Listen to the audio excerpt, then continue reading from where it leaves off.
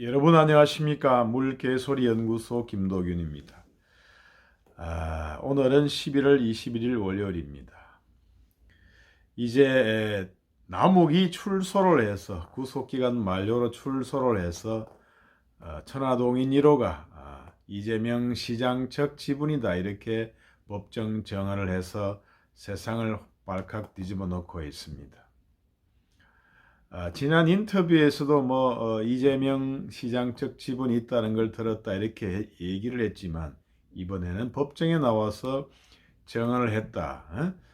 이런 점에서 차이가 있겠습니다.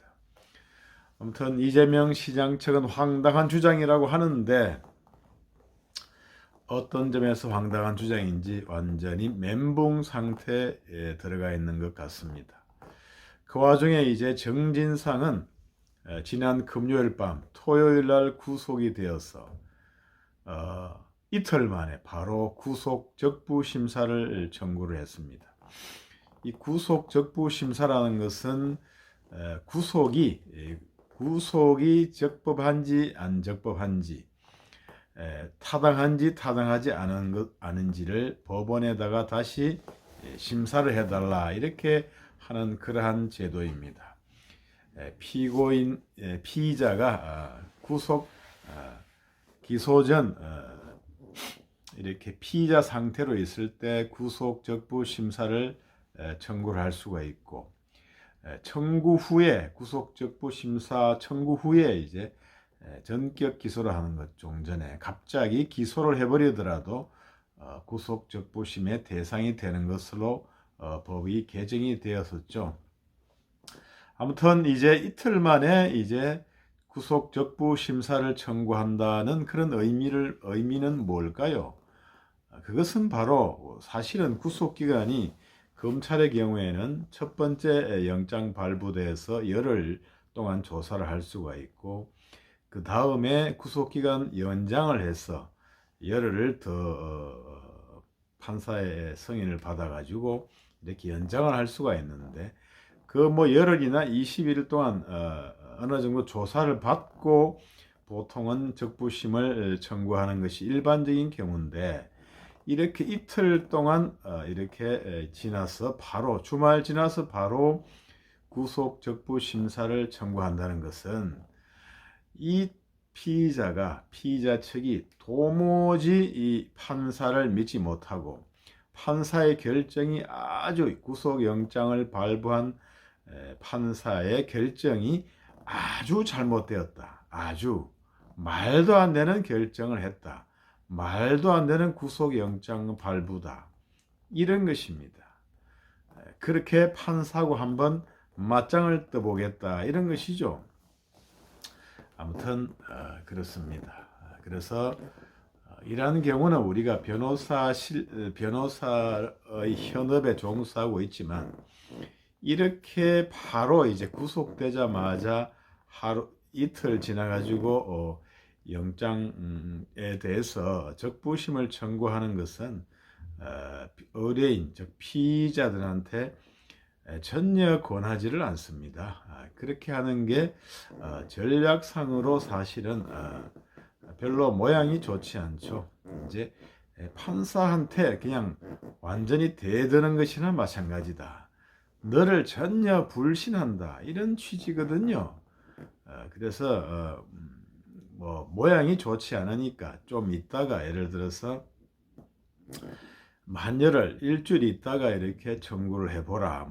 좀 어느 정도 구속도 되고 이렇게 반성도 하면서 그렇게 얘기 청구해보라. 이렇게 하는데 도무지 말을 듣지 않는 그러한 사실 피해자가 있죠. 변호사가 내지 마라고 해도 이 가능성이 별로 없다라든가 내지 말라든가 그럼 이따가 내라 그래도 본인이 그냥 구치소에서 구속적부심사라는 그러한 종이에다가 써서 한 장짜리로 그냥 내는 경우도 있습니다. 갑자기 변호사한테 상의도 없이 내는 경우도 있죠. 대개는 이제 변호사가 하루 이틀 사이에 구속적부심을 내는 것은 이제 별로 권하지 않습니다. 왜냐하면은 구속되고 나서 좀 조사를 좀 받아야 되는데 그냥 그러한 조사도 제대로 안 받은 상태에서 그냥 영장 발부한 판사가 제대로 결정을 못하고 이상한 결정을 내렸다고 이제 고자질하면서 하는 게 이게 별로 모양이 좋지 않아서 권하지를 않습니다. 그런데 이제 정진상은 이제 누가 강력하게 주장을 했는지는 모르지만 구속영장 실질 구속 적부 심사를 청구를 했습니다. 이제 8시간이 넘게 이제 구속 영장 심사를 했는데 이제 사실은 이제 이재명 그와 정치적 공동체라고 하는 이재명 시장에 대한 어떤 영장 심사는 마찬가지라고 볼 수 있는 것이어서 이제 사실은 막다른 골목에 처한 그러한 이재명 시장이 아니죠. 당 대표 측과 이렇게 상의를 해서 청구를 했을 것으로 생각은 됩니다. 막다른 골목에서 한번 영장에 대해서 재심을 한번 기대해보고 성공하면은 이제 어느 정도 시간을 벌고 살아나는 것이고 실패하면 이제 기왕에 이제 베린 몸 그렇게 되는 것이고 어쨌든 돌파구 하나를 마련해 보자 이렇게 됐던 것이고 그 다음에 이제 지난번에 거기 서해 공무원인가요? 그 부분에서 이제 적부심으로 나온 거 석방 2사람 다 해경청장이랑 이렇게 나왔죠. 그 부분에 또 참조가 돼서 구속 적부심을 청구한 것이 아닌가 이렇게 생각이 됩니다. 그쪽 서해 공무원 사건은 이제 청와대에서 시켜서 지시로 해서 이제 본인들이 그렇게 하게 되었다 이렇게 인정했다고 하지 않습니까? 그래서 그러한 측면에서는 그 사항과는 다르다 이렇게 되는 것이고 이 대장동 수익분배약정 그러니까 부정처사 후 수뢰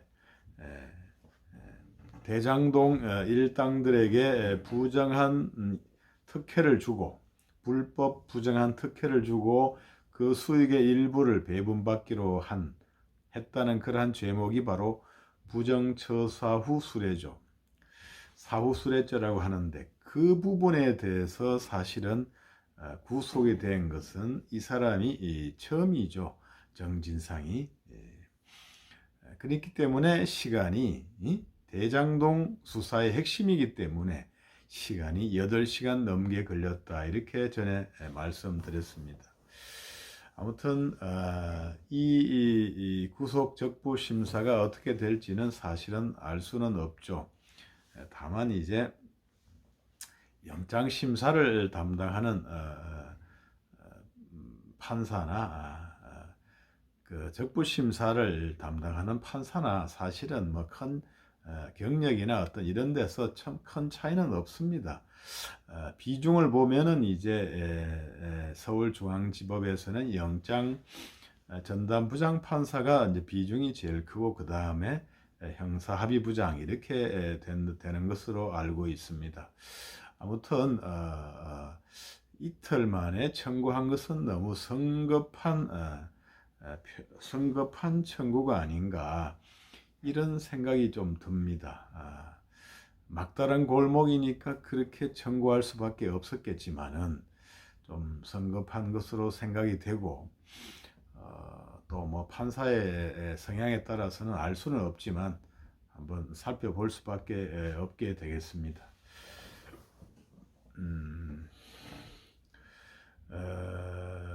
그 대북 서해 어부 사건하고 비추어서 과연 같이 볼 수 있을지 그 사건들은 이제 본인들이 이제 청와대 지시를 인정하는 그러한 사건들이었고 이제 여기는 전혀 인정하지 않고 증거인멸 교사도 나와 있고 집에도 잘 안 들어가고 주거 부정으로 되어 있고 그렇게 또 이제 다른 공범들이 이제 석방이 돼 가지고 이제 영향력을 행사할 수 있는 그러한 상태인데 과연 적부심 구속 구속이 부당하다 이렇게 할 것인지 좀 의문이 많이 듭니다. 아무튼 결과를 기대해 볼 수가 결과를 기다려 볼 수밖에 없다고 하겠습니다. 안 해줄 것으로 저의 견해를 묻는다면 기각될 것으로 생각이 됩니다. 판사가 8시간 넘게 심리를 하고 4시간 정도 이렇게 만에 결정을 내린 것은 이제 어느 정도 결정을 하기가 좀 용이하지 않았느냐 이렇게 생각이 되어서 구속이 타당한 것으로 결론이 나지 않을까, 적부심을 기각하지 않을까 이렇게 예상을 하고 있습니다. 아무튼 이제 대장동 수사도 이제 이재명 대표에 대한 수사만 남겨두고 이제 막바지로 치닫고 있다 이렇게 되는 것이고, 뭐 누가 대장동 몸통이니 지난 선거 때부터 이렇게 대통령 선거 전부터 이렇게 말이 많았지만 이제 머지않아 곧 전모가 드러날 수밖에 없다 이렇게 생각이 되고, 거대한 어떤 거짓말이랄까 이런 것들이 드러나느냐 안 드러나느냐 한번 자세히 살펴봐야 되겠습니다. 이상 물개소리 연구소 김도균이었습니다. 여러분 구독, 좋아요 부탁드리겠습니다. 감사합니다.